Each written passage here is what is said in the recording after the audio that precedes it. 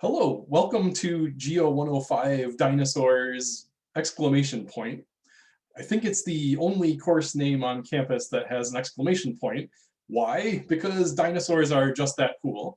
So hopefully you'll still agree with me about that at the end of the semester, but that's probably the reason that you signed up for this class. So I'm Dr. Agel, and I'll introduce myself a little bit more formally in just a bit. But what are we looking at here? So this is a slide that you're going to become very familiar with throughout the semester.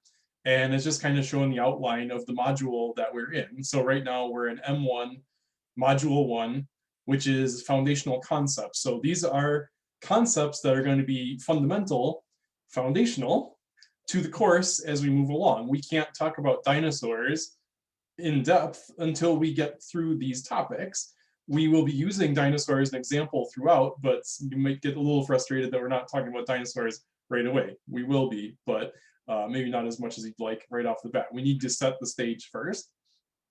So today, we're going to set the stage by what does the course look like, what's in the syllabus, and what can you expect from the course, and what can you expect from me, and what do I expect from you. Next class, we're going to talk about what is a dinosaur. So obviously dinosaurs, Geo 105, we need to talk about what is a dinosaur. And then we need to talk about deep time. So dinosaurs are not the only ancient organism on Earth. Earth has a very long 4.6 billion year history. And knowing about that helps us put dinosaurs into their proper perspective. We also need to talk about the fossil record. So how do we know anything about the dinosaurs? Nobody that's alive today, or nobody that was ever alive, humans were not around, was around to see dinosaurs. So how do we know anything about what they looked like, how they lived, what they ate, their behavior? How do we know anything about dinosaurs when all that's left behind are the fossils? Then we're going to talk about geology, stratigraphy. So again, how do geologists reconstruct the environment? So I'm here in a Mesozoic forest. I hope nothing jumps out at me. Whoa. But anyway, how do we reconstruct this environment? How do we know that this is what it looked like? All that we have left are the rocks and the fossils. So how did we reconstruct this environment?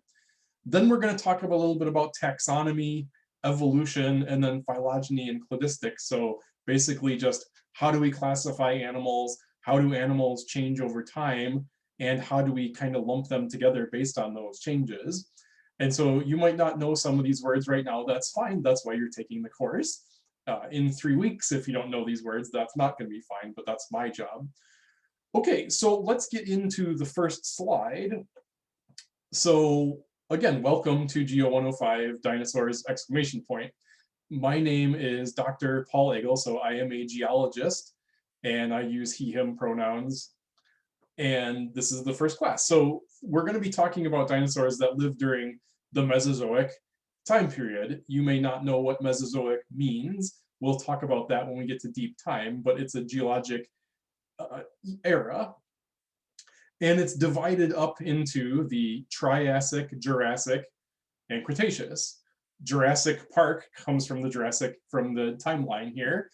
Dinosaurs first appeared in the Triassic, and you'll notice on the chart here that they came in all shapes and sizes, from the small to the tall.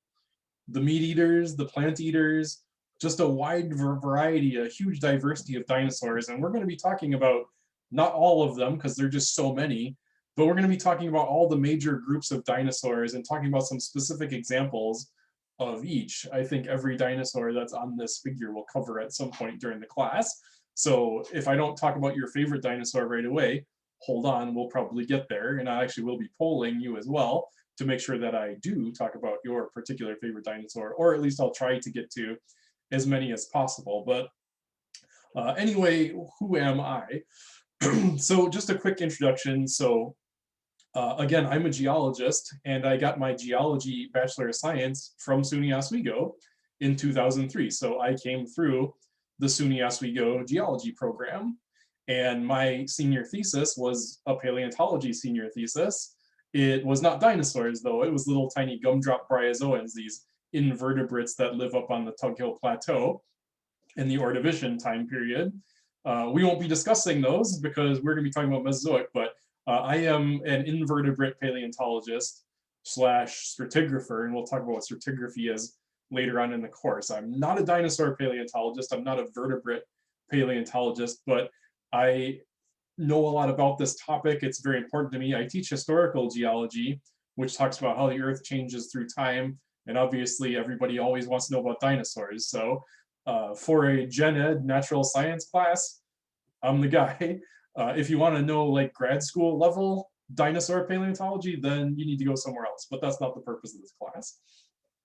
After Oswego, I went to SUNY Buffalo, UB, and got my PhD again in geology, working on brittle structure, fractures, and faults out in like Mohawk Valley area, Little Falls, Herkimer, Utica.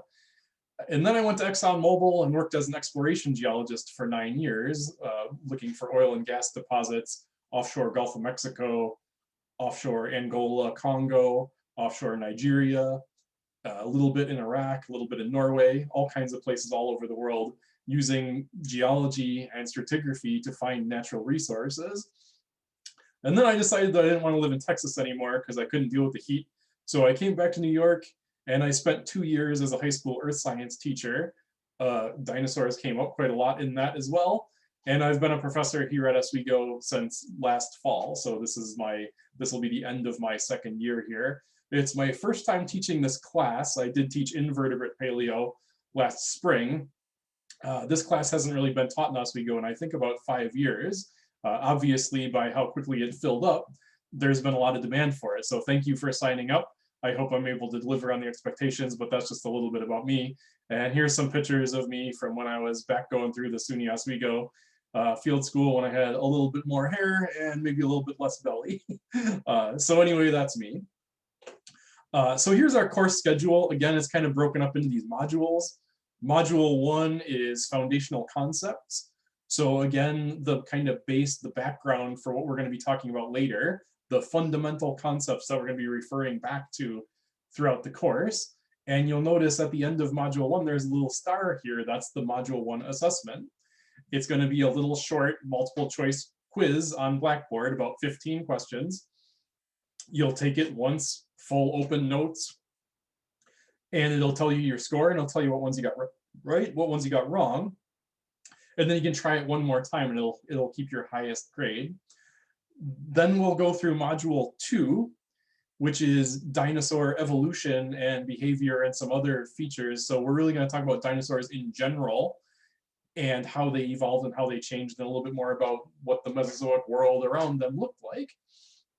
Note, there is no class on this Wednesday here in February. That's one of the mental health days. There's also no class here because of Quest Day, the student research presentation. We'll go through module 2, and then at the end of that is the midterm exam. Now, this is an asynchronous class. You can work through the material at your own pace in general. There's a 2-week lag time, which we'll talk about later, but the midterm exam is on Friday, March 19th, with no exceptions. It's open for 24 hours though, so there's plenty of flexibility in your timing, but it's going to be on March 19th. Same thing with the final. The final is going to be on Monday, May 10th. Again, it's open for 24 hours, so there's a little bit of flexibility, but it's not fully asynchronous like the rest of the class. This module 1 assessment, there's a 2-week window where you can take it. The module 3 assessment, module 4 assessment, same deal. Again, we'll talk about that in just a second. Module 3, we're going to start talking about like individual groups of dinosaurs. In this case, the Saurischia, the quote-unquote lizard-hipped dinosaurs. Ironically, birds evolved from these lizard-hipped dinosaurs rather than the Ornithischia, the bird-hipped dinosaurs, so that's kind of weird. We'll talk about that a little bit later in the semester, but again, getting deeper into individual dinosaurs, talking about individual species in some cases. And then at the end of the module is module assessment. Module 4, end of the module 4 assessment, work through module 5. At the end of module 5, the end of the class, there's the final exam. So this is the course schedule. Make sure you're following along with this. Use this to make sure that you're staying on pace. There's also a weekly checklist to make sure that you're keeping up with everything you need to be doing as well. So any questions? No, I don't hear any. Okay, let's move on. Haha, that's a funny joke. Funny Zoom joke. Everybody loves Zoom jokes, right? Right? Okay. Let's talk about the syllabus. So if you don't have the syllabus yet, make sure that you log on to Blackboard, go to the course information area, and there you'll see the course syllabus, and you'll also see that course schedule that I showed you on the last slide. But again, some important information. My name, Dr. Paul Agel, Agel. You can call me Paul, you can call me Professor. Just don't call me like, hey dude, or bro, or whatever. It's Paul, Paul's fine. The meeting room is wherever you are. This is a fully online class and you can consume it anywhere. The meeting time is asynchronous, which means you can consume it anytime with some restrictions. Again, it's better to stick with the schedule. The quickest and easiest way to fail this class, maybe really the only way to fail this class, is to fall behind and not do the work. If you do the work, you're probably going to pass the class. I taught oceanography asynchronously using a very similar method last semester. And what I saw was the people that hung in there, the people that did the work, the people that stayed on schedule, that completed the assignments, they did quite well. Some people unfortunately fell off the radar, and some of it was personal circumstances. Some of it, I don't know, they never contacted me. So make sure that you don't fall into that category. If something comes up, please contact me. How do you contact me? Here's my email address. You can also post on the discussion board. If something happens, please contact me as soon as possible. There's a lot of flexibility here. I know this semester is going to be kind of crazy. I anticipate that. I know how this works. As soon as something starts happening where you're feeling like you're struggling, please reach out to me. Another good way to reach out to me is office hours. So office hours are going to be on Zoom, virtual office hours. I'm going to be in a Zoom chat room all by myself in most cases, from 2 to 3 on Mondays and Wednesdays. Please just jump in there. The link is on Blackboard. So if it's Monday, 2 o'clock, and you have a question, hop into the Zoom chat room real quick, ask the question, pop out. It doesn't need to be a big formal thing. It doesn't need to be a big production. It can be a 5-minute chat. So please take advantage of that. I sat a lot of hours alone in the Zoom office hours last semester. I hope there's 150 of you. Some of you must have questions. I hope that you'll take the chance to use that. If not, I'll just use the break time, so that's fine too. But that's some general contact information. The next thing on the syllabus, and again, if you want to look at the syllabus, go to course information, find the syllabus. I encourage you to read through the whole thing. If you have any questions, there's already a syllabus questions thread in the discussion board. Please post there. If you have a question, someone else probably does too. So please post that question there. I'll address it. The discussion board is not a live thing. I probably won't address it within the next like 5 minutes, but I'll get to it eventually. So these are the main learning objectives of the course. So the first thing is that we're going to understand how geologists and paleontologists, so rock docs and fossil docs, how they assess the rock record and the fossil record to reconstruct the deep geologic past. Again, behind me here is a reconstruction of a Mesozoic scene, what life looked like during the Mesozoic, during the age of dinosaurs. How do we know? What can we look at to understand that? Another thing we're going to look at is we're going to analyze the mechanics of evolution. So how does evolution work? How does speciation work? How does extinction work? And we're going to examine the fossil record for evidence of all these things at play, and especially using the dinosaurs as examples. So we're not just going to look at evolution in general. We're going to look at evolution in dinosaurs. We're going to look at speciation in dinosaurs, and ultimately we're going to look at extinction in dinosaurs. Unfortunately, nothing lasts forever, and the dinosaurs are no exception. Although our feathered friends, the birds, are basically dinosaurs that live on to this day, and we'll discuss that a little bit later on in the course. Another big major learning objective here is we want to apply the concepts of functional morphology, so how things work, and paleoecology, so ecology in the past. How do we understand the morphologies, the shapes, the sizes, the builds, the anatomy, and the behaviors of these animals that are dead for at least 66 million years? How do we know anything about how they behave, what they ate? when it's not recorded directly in the fossil record. We're going to talk about all of that. And then the big thing here is just learn to think critically about scientific data and form logically consistent arguments and hypotheses / predictions. Dinosaur paleontology is a very active and vibrant field, and science doesn't know the truth. It's always evolving and changing, and what was widely accepted last year can be overturned this year. That's not an indictment of the scientific process. That's how the scientific process works. And so I really want you to come away with an understanding of what science is, how it works, and how it slowly progresses towards a better truth. Science never knows, but we very slowly over time work towards the best possible solution, our best current version of the truth. And ideally, that version of truth gets better all the time. And eventually we get to something so closely approximating the truth that it doesn't even really matter anymore that it's wrong. But it's always wrong in some way. But we'll talk about that a little bit later. So what do you need for the course? What you absolutely need for this course is Blackboard, and that's it. Everything that you need for this course is going to be posted on the Blackboard. The slides for the day, these narrated videos with my lovely voice I'm floating ahead here, those are going to be posted to Blackboard. The discussions that you need to do are in Blackboard. The homework assignments that you need to do are in Blackboard.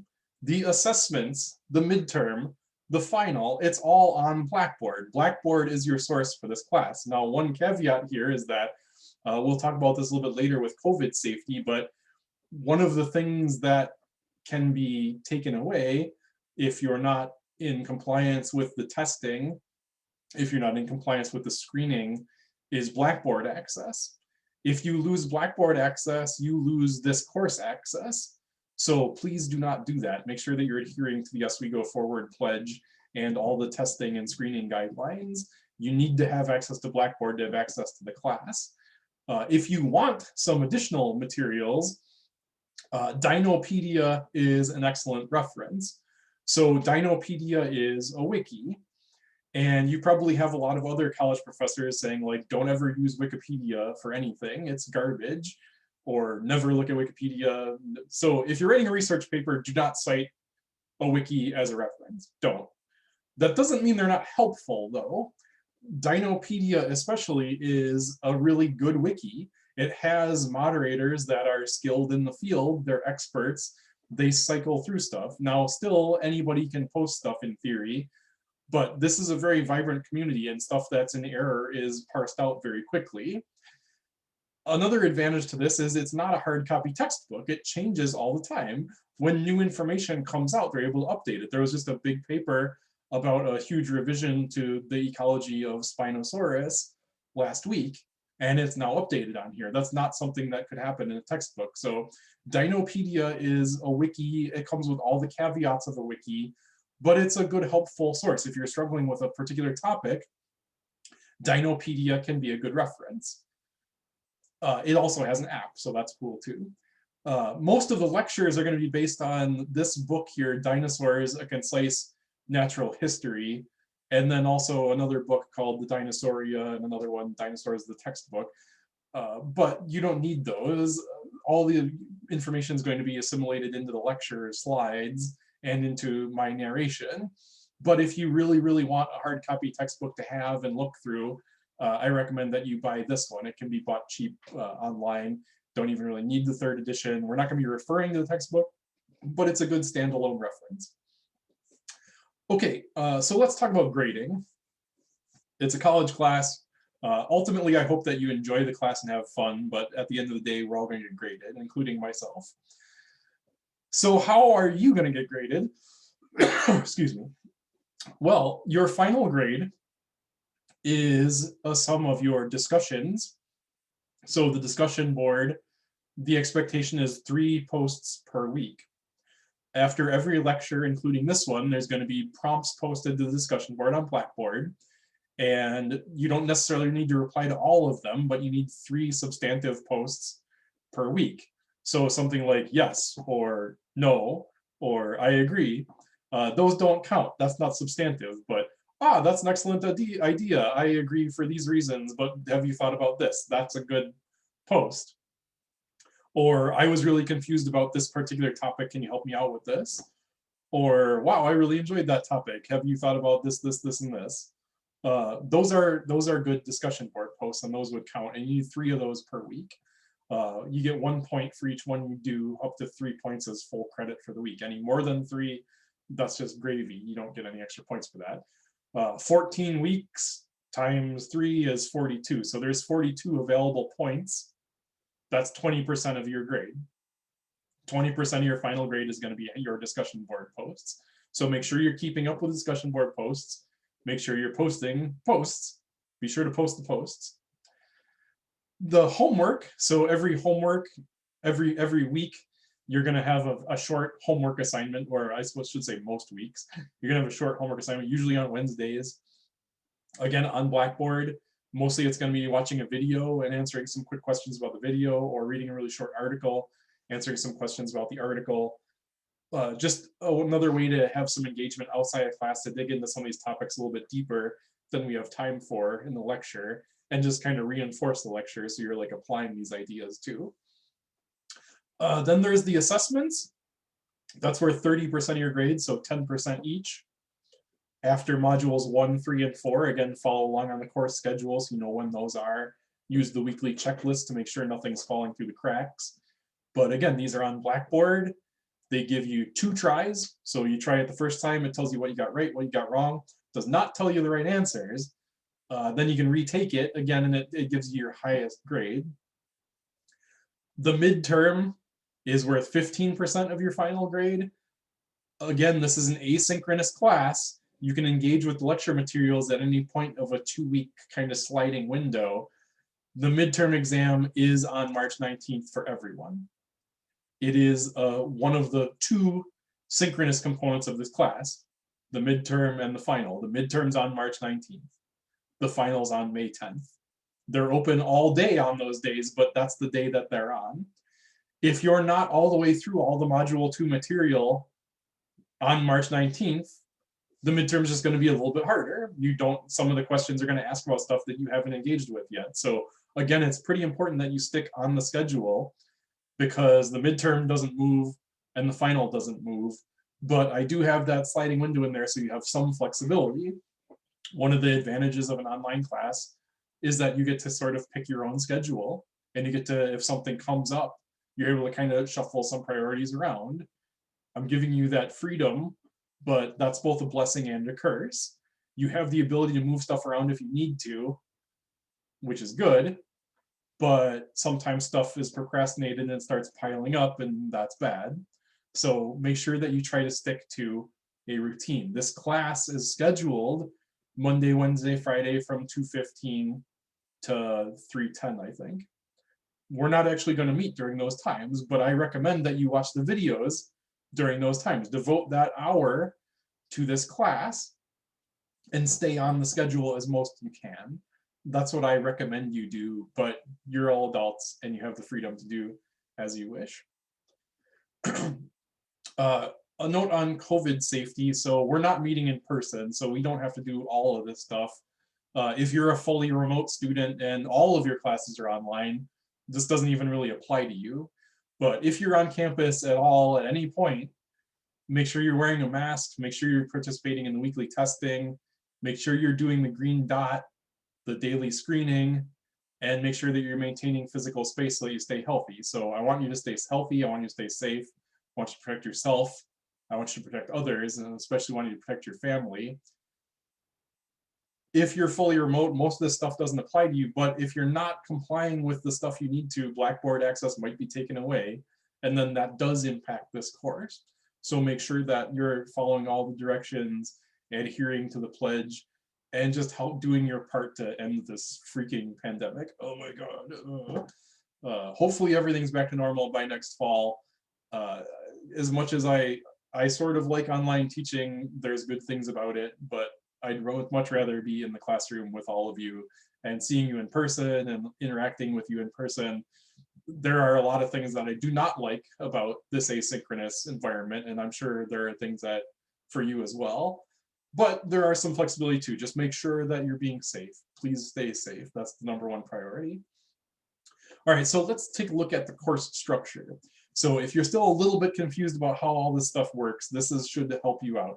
So this is using last semester's oceanography class as template. So everything you're going to see on here says oceanography, not dinosaurs. Why? Because I'm building the dinosaurs class as we go. Every Monday, Wednesday, Friday, new material will be added stepwise. I don't want to post the whole course because then it's like Netflix. You binge everything in a day, don't remember what happened. I want everybody kind of moving along at the same pace together. It helps with retention. It helps with structure. It helps with routine. The pacing of this course is going to resemble a face-to-face class, even though we don't have that face-to-face component. So what does the course actually look like? So this is the content area. So if you look over on the left here, you should see a toolbar. There's course home, which takes you to the home page of the course. There's not a lot of stuff on there. There's course information, which has the syllabus, the course schedule. I think some other stuff's on there. Content, this is where most of the course material is. You can access discussions here, the discussion board, and then you can access your grades here. All of your grades are going to be posted to Blackboard. You should be able to see your grades, all of them at all times. There's help, and then there's also announcements here. If you're having any trouble with Blackboard, that's Blackboard specific help. So this is the content area here. It looks a little bit different from ours. I think there's a welcome at the top of the content. There is a link for my office hours, and there's a YouTube playlist. The YouTube playlist is mostly empty right now. Again, that's going to be filled out throughout the semester as we progress along. You'll see a module folder in here. Module 1, for us, it'll be foundational concepts. That's where all the course content's going to be put in there. And what you'll notice is that it has a target completion date to stay on the schedule. And it has a lockdown date, which is 2 weeks later. Most of the material in this course has a target date, the day that it should be done by, the day that I suggest you finish it by, the day that it's recommended you finish it by. The lockdown date is the day that you have to have it done by. After that date, it locks down and you can't access it anymore. If you haven't done it by that point, you're not going to be able to do it. It's offering you a 2-week cushion, a 2-week rolling cushion, so that you always have the flexibility to put something off if you need to. Now, that said, if you put something off for 2 weeks and it's the night that things are going to lock down and all of a sudden you don't have Blackboard access and you can't complete the assessment, I'm probably not going to be super sympathetic because you had 2 weeks to do that. You already had that flexibility to do it earlier, but contact me, let me know, we'll try to work something out, okay? But keep that in mind, there's a target and then there's a lockdown. The target is when you should do it by, the lockdown is when you have to have it done by, and everything's going to have those dates on there. If we go into the content folder, the module folder, in this case, this is module 5, Oceans and Society. This is the week 13 folder. Every week folder, what you'll notice is that on the front here, you have a checklist. So this folder contains all the course materials for week 13. In our dinosaurs, I'll show you that in a second, that there's a week 1 folder there. There's also a checklist here to make sure that you've done all of the activities. These are the lectures that you needed to watch or read. This is the textbook. Again, we don't have a textbook in this class. This is the homework assignment. Make sure you post your discussion boards. This is the date that you should have all of this stuff done by. This lockdown date is the date that you have to have this stuff done by. So every week folder has a checklist that you can follow along. Make sure that you're doing everything you have to. Make sure that you're on pace. If we jump into the weekly folder, you see the discussion board here. That's how you access the discussion to make your topics. Here's the PowerPoints for a given day's lecture in both PowerPoint and PDF. If you're on your phone, PDF's a little bit easier, but it also doesn't have like the GIFs and links and stuff like that. So I recommend that you try to use the PowerPoint, but if you're on a phone, PDF is better. But this is there for you. All of the lectures are posted. All of the slides are posted. You can look at them anytime. They're freely available to you. And for every lecture, I'm going to narrate it like I am now. And I'm going to post that video in the resources, so, or in the weekly folder, so you see it. So this is the PowerPoints for resources. This is the video for resources. 5B is the next class, the next lecture. There's the PowerPoints, there's the video. That's how this class is going to work. And then again, if we look at the schedule, so for example, week 13, here's the schedule, week 13, here's the start of the week, here's the topic. So like module 5A is marine resources, 5A resources, 5A resources. The PowerPoints and the videos are coded, alphanumeric code, 1A, 2A, 3A, 4B, whatever. Our outline follows something very similar, obviously with dinosaurs topics instead of oceanography topics, but I'll be teaching Oceanography 100 in the fall. If you particularly like this class and you're interested in oceanography, you might want to sign up for that one. Not sure if it's going to be online. I actually kind of hope it's not. I'd like to be a large lecture class again, but anyway, this is the general structure of the class. This is how you keep on your pace. This is how you know what's due when. And then the discussion board looks like this. So again, this is the oceanography discussion board. Here are oceanography topics. Every lecture is going to have like 2 or 3 discussion prompts from it. You can interact with those prompts if they inspire you.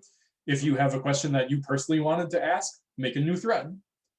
If you saw somebody else posting something and you want to reply to their thread, that counts too. It doesn't have to be a directive to me. It doesn't have to be in response to my questions. If you have questions, post them in discussion board. I ask that they're relevant. So like, what's your favorite dinosaur? That's fun, that's cool, we'll post that eventually. But for now, focus on the threads, focus on the prompts, the discussions that are there. And remember, three posts per week. Substantive posts, not just yes, not just no, not just false. Okay, and then also make sure that you keep it PG, make sure that you keep it collaborative, make sure that you don't step on people's toes, don't be a jerk. The golden rule, don't be a jerk. The first offense is you're going to lose points, and the second offense is you're just not going to be able to post on the discussion board and you're not going to get those grades. I'm not going to tolerate trolling. I'm not going to tolerate harassment. We're all adults here. We're not going to play those games. There's no reason for that. If you see harassment on there, I might not see it right away. I'm not going to be on here moderating full time. That's not my job full time. So I'll probably check like once a day or so. If you see something, please email me right away so I can address it. Please just don't. There's no reason for that. It's not worth it. It's just juvenile. There's no place for it in here. This is a nice, safe, collaborative environment. Let's try to keep it that way. So let's be friends. Let's make a nice learning community that everyone is safe and comfortable in. And if you don't feel safe and comfortable in this learning community, please let me know so I can take care of it. Okay, with that in mind, I'm going to post in the discussion board a prompt about online classes. So what I want you to do is in that thread there, choose one of the following questions here to address. So have you taken an online class that you're really successful in? If so, what was it about that class that really helped you succeed? I'll look through these responses and try to pull things out to try to make this class a little bit better, maybe increase the likelihood that you are successful in this class as well. If you've taken an online class that you were not very successful in, what was it about that class that you really didn't like? Again, we can try to address those issues, make sure that they do not arise in this class. Unfortunately, this class is asynchronous, so changing it to synchronous is not an option. There's 150 people. Having 150 people in a Zoom just doesn't make sense. We're going to meet asynchronously. That doesn't mean that you can't talk to me. Talk to me via the discussion board. If you have a really pressing thing, reach out to me via email. I'm around, or pop into my office hours. Don't feel like you're isolated. Don't feel like we're not connected. It's just that we're not connected with a synchronous Zoom lecture. In my experience, the synchronous Zoom lectures are just me talking anyways. A lot of people are very shy about interacting. Most people don't have the cameras on. Most people don't have the microphones on. It's really not that different from this anyways, but the interactivity, the collaboration, the cooperation, that's going to come in the form of the discussion board. And this is our first opportunity to do that.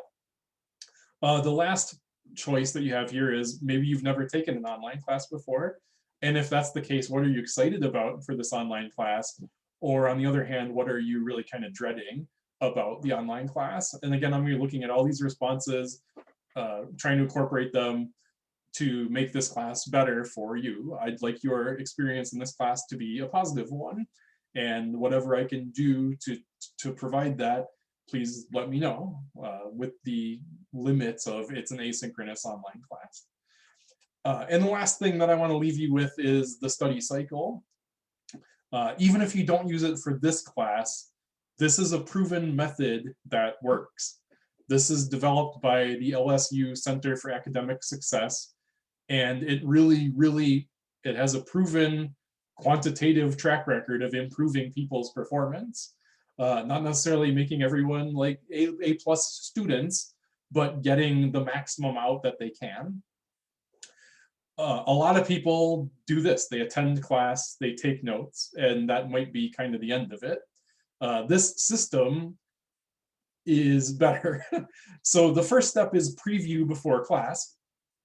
So skim the chapter, look at the note headings, review the chapter in the book before you come to class. Or in the case of this class, look at what the lecture topic is. Maybe do a quick search on Dinopedia, try to get a little bit of background. Maybe look at the slides before you watch the video. So click through the slides, kind of get an idea of what I might be talking about, and then watch me to get the details. You might even flesh out an outline first, so you're not scrambling to write everything during the talk, and you can just focus more on what I'm saying, more of the details. So preview before you come to class. Make sure that you do actually go to class. So it's not just what's on the PowerPoint slides. There's a lot of verbal stuff also that you might miss if you just look at the PowerPoints. Maybe not enough to fail the class, but there's going to be something there that you miss if you don't go to class. Professors also let you know what they think is important by how long they dwell on certain topics. And if you're not in the class, you don't know how they did that. And so, as always, if you're taking any classes, please go to class. In this case, that means watching all the videos. It also means watching all the videos on a meaningful time frame, following along with the course schedule. This is one that a lot of people don't do, and it's very helpful. You've looked ahead of time, you've read the chapters, you went to class, you took good notes. A little bit later on, like maybe when you get home from school, look at those notes. Read through, do they make sense? Read through like, what? I don't remember that. What was he talking about here? Maybe put like a little star or something in your notes there to make sure that you remember to ask about it next class, or make a discussion board post about it to get some clarification, or Google it, or look it up on YouTube, or any other way of figuring out new different information. But this is a step that a lot of people don't take. The longer that those gaps remain, we start building upon them, and the whole house can start falling over pretty quickly if you don't have that foundation. So I encourage you to review your notes afterwards, and if you have any questions still, try to get it fixed right away. And then studying, at least for me, when I first went to school, when I first went to college, studying meant, oh crap, I've got an exam tomorrow, I better study. And you stay up hours upon hours, sometimes all night, studying, reading the textbook, just cramming. That doesn't work, or at least it doesn't work long term. It can work in some cases for short term recall, maybe just long enough to pass the test, but it doesn't store in your brain as good as if you slowly kind of trickle it in over time. It works a lot better. It also ultimately saves you time. If I spend 8 hours the night before the exam studying, it's less effective and takes 8 hours than if I took a half hour over the course of several weeks. And that's more effective, and ultimately it's less time. You just have to be disciplined about meeting out the time over the long haul, and that's difficult. It requires discipline, it requires scheduling, it requires a routine. But short, intense study sessions are much more effective than long, dragged out. That's how you get burnout. Like, that's how you kill yourself, basically, is these all-night study sessions, and you don't even get the good results off of it. It's not worth doing. And if the sooner you can kind of restructure the way you're doing things more towards this model, the more quickly you'll be able to succeed. And then another thing that a lot of people don't really do is what I'm doing working? Do I understand the material enough? One good way to check if you understand the material enough is to try explaining it to someone else. If you get through the whole evolution lecture and, like, let's say your roommate or your parents ask you, what'd you learn today? You're like, I don't know, we learned about evolution. I'm like, oh, really cool. How does it work? And you're like, well, like, well, first and then you know what, I don't really remember. You don't know it. Go back, review your notes, go take more notes, go back to the lecture slides, go back to the textbook, go watch a YouTube video, assess your learning, be like self-reflective about it. The general guidance is that for every hour that you're in class, you should be spending about 1 to 2 hours outside of class. And so that makes 15 credit hours the full load. That's the equivalent of a full-time job, 30 to 45 hours of work. Now, you don't necessarily always have to spend that much in every course. Some courses are just easier than others. Some courses are harder than others. Some courses you might have to spend more time than that. One thing that I really want to stress, though, is that online classes are not less work than real classes. The only thing that online classes are easier in is that you don't have to commute. The work's all the same. In many ways, they're more difficult because I am not a professor talking to you at the front of the class. I'm a talking head up here in this box, and you can't stop and ask me a question. If anything, online classes are often more work than real classes. And for me too, like, this class is just as much work, if not more, to prepare for than a regular face-to-face class. So if you're taking this class because you think it's going to be easy and you think it's not going to be a lot of work because it's online, that's not right. You might want to consider looking at a different class. I expect that you watch the lectures. That's about an hour. Engage with the discussion boards. All that stuff takes time. It takes effort. If you're not willing to put in that effort, you're not going to get the results. Again, going back to the oceanography class, the people that failed the class was because they didn't do the work. And they fell hopelessly behind because they procrastinated and they didn't stick to a schedule. Do everything in your power to avoid that. If you're doing the work, if you're keeping up, you're probably going to be successful. Try to structure your life around a successful habit. And then the last thing, the disclaimer here, just for the video, just for copyrights. That's all I've got for today. Again, if you have any questions, please post up on the discussion board. I hope you enjoyed the class. Welcome to the class. Dr. Paul A. Gull, remember that? So you can call me Professor, call me Paul, whatever. That's all I got for today. I will talk to you on Wednesday. And that's goodbye.